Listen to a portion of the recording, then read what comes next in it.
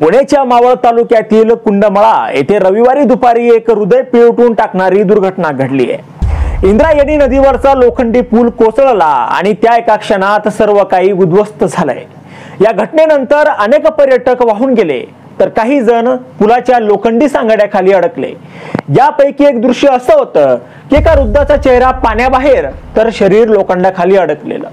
हा वृद्ध नदीच्या प्रवाहात अडकलेला, फक्त चेहरा पाण्याबाहेर, श्वास घेण्याचा प्रत्येक क्षण मृत्यूशी झुंज देणारा। एनडीआरएफच्या जवानांनी 3 तासांच्या अथक प्रयत्नांनंतर अखेर त्याला बचावलं। लोखंडी सांगाडा कटरने कापावा लागला तेव्हा कुठे तो बाहेर आला।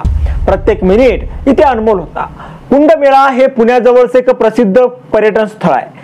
रविवारची सुट्टी असल्याने हजारो लोक तिथे आले होते।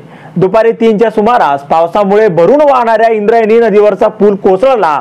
आता प्रत्यक्षदर्शींनुसार पूल कोसळताना जवळपास 100 पर्यटक त्यावर उभे होते। पूल कोसळल्यानंतर परिसरात किंकाळ्यांचा एकच गोंगाट, अनेक जण प्रवाहात वाहून जाताना दिसले आणि ही संपूर्ण घटना एका मोबाईल कॅमेऱ्यात कैद झाली आहे आणि सध्या सोशल मीडियावर व्हायरल सुद्धा झाली आहे। हे दृश्य पाहताना अंगावर काटा येतो। एनडीआरएफच्या जवानांनी आतापर्यंत 38 जणांना बचावलाय तर 3 जणांचा यात दुर्दैवी मृत्यू झालाय। याशिवाय 15 जण जखमी असून त्यातील 6 गंभीर अवस्थेत रुग्णालयात उपचार घेत आहेत। आता घटनास्थळी मोठा पोलीस बंदोबस्त आणि आपत्कालीन यंत्रणेचा फौजफाटा तैनात केलाय। क्रेनच्या मदतीने पुलांचा सांगाडा बाजूला करण्याचे काम सुरू आहे। अलीकडच्या अपघातांच्या मालिकेने संपूर्ण देश हादरलाय। एकीकडे विमान अपघातात 250हून अधिक जणांचा मृत्यू झाला तर दुसरीकडे केदारनाथ यात्रेतील हेलिकॉप्टर दुर्घटना आणि आता ही पूल दुर्घटना। प्रशासनाच्या दुर्लक्षामुळे सामान्यांचा जीव असा रोज जातोय। ही दुर्घटना केवळ भौतिक स्वरूपाची नाही तर ती व्यवस्थेतील ढिसाळपणाचा आरसा आहे।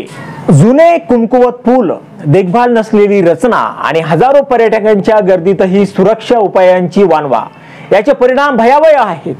पण त्या वृद्धाचा चेहरा, पाण्याबाहेर लढत असलेला श्वास आणि 3 तासांची आशेची लढाई मानवतेचा झगडा आणि न संपणाऱ्या प्रशासनाच्या चुकांचा आरसा ठरतोय।